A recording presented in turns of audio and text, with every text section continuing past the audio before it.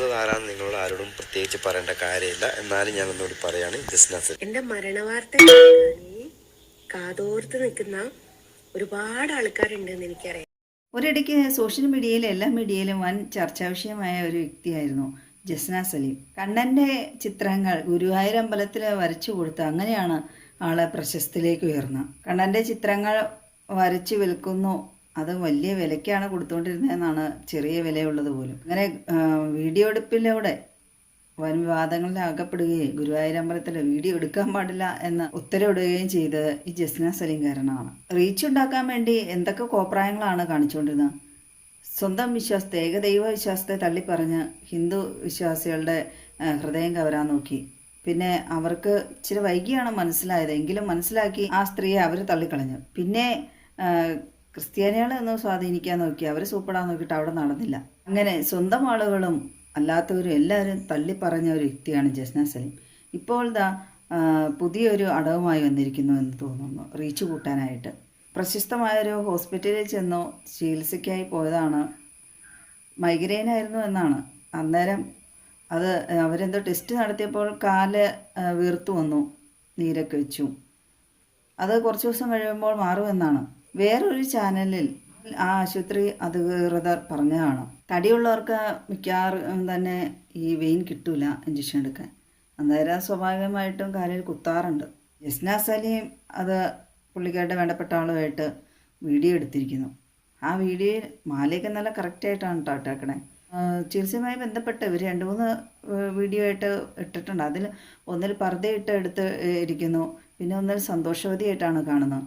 കാല് മുറിച്ചളയപ്പെടേണ്ടി വരുമോ, മരിക്കാൻ സാധ്യതയുണ്ട് എന്ന് ഡോക്ടർ പറഞ്ഞു എന്നൊക്കെയാണ്. മരിക്കാൻ പോകുന്ന ആൾ അല്ലെങ്കിൽ കാല് നഷ്ടപ്പെടാൻ പോകുന്ന ആൾ വളരെ സന്തോഷത്തോടു കൂടിയാണ് വീഡിയോയിൽ പറയുന്നത്. അതുകൊണ്ടാണ് അവരുടെ പുതിയ അടവായിരിക്കും എന്ന് എല്ലാവർക്കും തന്നെ സംശയം തോന്നണം. ആശുപത്രി അധികൃതരുമായ സംഭാഷണത്തെക്കുറിച്ച് ഞാൻ സൂചിപ്പിച്ചില്ലേ, അതിൽ അദ്ദേഹം പറയുന്നത് ഇവർ മാർച്ചിലെടുത്ത വീഡിയോ ആണ്, പക്ഷേ ഇപ്പോൾ മെയ് 16-നാണ് വീഡിയോ വന്നിരിക്കുന്നത്. അതിൻ്റെ ഇടയ്ക്ക് ഇവർ കാർ ഡ്രൈവ് ചെയ്യുന്നു, ചക്രം എന്തൊക്കെ ചവിട്ടുന്നു, ആ കാല് വെച്ച് പല അഭ്യാസങ്ങളും കാണിക്കുന്ന വേറെ വീഡിയോസൊക്കെ ഇട്ടിട്ടുണ്ടെന്നാണ്. കാലിന് കുഴപ്പം ഉള്ള ആളാണെങ്കിൽ അങ്ങനെയൊക്കെ ചെയ്യുമോ എന്നാണ്. അവരും കേസ് കൊടുത്തിട്ടുണ്ട്. ഈ ജസ്ന സലീം എവിടെ നിന്നൊക്കെ പൈസയൊക്കെ ഒപ്പിക്കാവോ ഊറ്റാവോ എന്ന് നോക്കി നടക്കുന്ന ആളായതുകൊണ്ട് ആശുപത്രിക്കാരുടെ അടുത്ത് നിന്ന് നഷ്ടപരിഹാരം ഈ പേരിൽ മേടിക്കാമെന്ന് കരുതിയായിരിക്കാം ഇതുപോലെയൊക്കെ കോപ്രായങ്ങളും കാണിച്ചു കൂട്ടിയത്. എല്ലാ കാലവും എല്ലാവരും ഒരുപോലെ പറ്റിക്കാൻ കഴിയില്ലല്ലോ. സ്വന്തം വീട്ടുകാരായാലും നാട്ടുകാരായാലും എല്ലാവരാലും വെറുക്കപ്പെട്ടൊരു വ്യക്തിയാണ് ജസ്ന സലീം. ആ വെറുപ്പ് വീണ്ടും കൂട്ടുകയാണ്. പിന്നെ ആശുപത്രിക്കാരെ കുറ്റം വയ്ക്കുന്നു. കേസുകളുടെ തോഴിയാണ്. നേഴ്സ് മരുന്ന് മാറി കുത്തിയതാണ് എന്നൊക്കെയാണ് അവർ പറയുന്നത്. പക്ഷേ പോലീസുകാർ വന്ന് മരുന്ന് മാറി കുത്തിയല്ല എന്നൊക്കെ സ്ഥിരീകരിച്ചു. ഇവർ ആശുപത്രിയിൽ പോയി അഡ്മിറ്റ് ആയത് തന്നെ വീഡിയോ എടുക്കാനാണോ റീച്ച് ഉണ്ടാക്കാനാണോ എന്നാണ് എൻ്റെ സംശയം. കുറേ നാളായിട്ട് എല്ലാവരും അവരെ മറന്നിരിക്കുകയാണ്. അപ്പോൾ ഓർമ്മയൊന്ന് പുതുക്കിയതാണ് എന്നാണ് തോന്നുന്നത്. ഇപ്പോൾ ഇങ്ങനെ വീഡിയോസൊക്കെ ഇട്ട് ആശുപത്രിക്കെതിരെ അപവാദം പറഞ്ഞു വരുത്തി. ഇതുമായി ബന്ധപ്പെട്ട ഏതൊരു ചാനലിൻ്റെ കമൻറ്റിൽ ഞാൻ കണ്ടു, ഈ ജസ്ന സലീം ഇട്ടിരിക്കുന്ന വീഡിയോയിൽ ഗ്രീൻ റൂമിലാണ് കിടക്കുന്നത്. സാധാരണ ഈ കാലിനൊക്കെ അങ്ങനെ എന്തെങ്കിലും ഗുരുതരമായ പ്രശ്നങ്ങളാണെങ്കിൽ യെല്ലോ അല്ലെങ്കിൽ റെഡ് റൂമിലാണ് കിടത്താറെന്നാണ്. ഇതാണ് അവരിട്ട വീഡിയോ തന്നെയാണ് അവർക്ക് പാരയാവുന്നത്. അവരെ കള്ളങ്ങൾ പൊളിക്കുന്നതായിരിക്കും. അവരിങ്ങനെ ഒക്കെ ആശുപത്രിക്കൊക്കെ എതിരെ ഓരോ നുണകളൊക്കെ പടച്ചു വിട്ട് കേസും കൊടുത്തുകൊണ്ട് നടക്കുവാണെങ്കിൽ അവർക്ക് വേറെ ഒരു ആശുപത്രിയിലും ചികിത്സ ലഭിക്കാൻ സാധ്യത കുറവാണ്. ഇവരിട്ട വീഡിയോയിൽ മൊത്തം നെഗറ്റീവ് കമൻസ് ആണ്. ഇവർ മരിച്ചു പോട്ടെ എന്നൊക്കെയാണ് ആളുകൾ പറയുന്നതാണ്. കാരണം ഒരു സ്ത്രീ ഇത്രയധികം ഉടായ്പ കാണിച്ച് ജീവിച്ചുകൊണ്ട് ഈ സമൂഹത്തിൽ നടന്ന ഇവരായിരിക്കും. പല വിഭാഗത്തിൽപ്പെട്ട മതവിശ്വാസികളുടെ വെറുപ്പാണ് ഇവർ സമ്പാദിച്ചിരിക്കുന്നത്. അതിലുപരി ഇവരെ ദൈവത്തിൻ്റെ വെറുപ്പ് സമ്പാദിച്ചു എന്നാണ് പറയേണ്ടത്.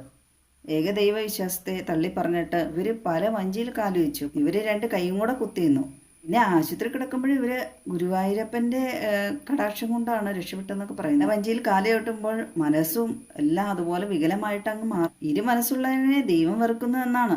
ഇവർക്കെതിരെ സംസാരിക്കുന്നവരെയൊക്കെ ഇവർ ഭയങ്കര തെറി ചീത്തയും വിളിച്ചുകൊണ്ടാണ് പിന്നീട് വീഡിയോ ഇടുന്നത്, മറുപടി വീഡിയോ. ഈ ആശുപത്രി ഒരു ഇല്ലാത്തതാണ്, ഇതുവരെ ഒരു കംപ്ലൈൻറ്റ് വരാത്ത ആശുപത്രിയാണെന്നാണ്. ജസ്നയുടെ ആ വീഡിയോയിൽ തന്നെ പറയുന്നുണ്ട്, ഇവർക്ക് എന്തെങ്കിലും പ്രശ്നമുണ്ട്, ഇവരുടെ കാലിന് കുഴപ്പമുള്ള എല്ലാ ചികിത്സാ ചെലവും ആ ആശുപത്രിക്കാർ തന്നെ വഹിച്ചോളാം എന്ന് അവർ പറഞ്ഞിട്ടുണ്ട്. ഫോൺ സംഭാഷണം വീഡിയോ ഇട്ട ആ ചാനലിലെ പുള്ളിക്കാരിനെ ഈ ജസ്ന സലീം ചട്ടുകാലി എന്ന് വിളിച്ച് പലതവണ ആക്ഷേപിച്ചിട്ടുണ്ടെന്നാണ്.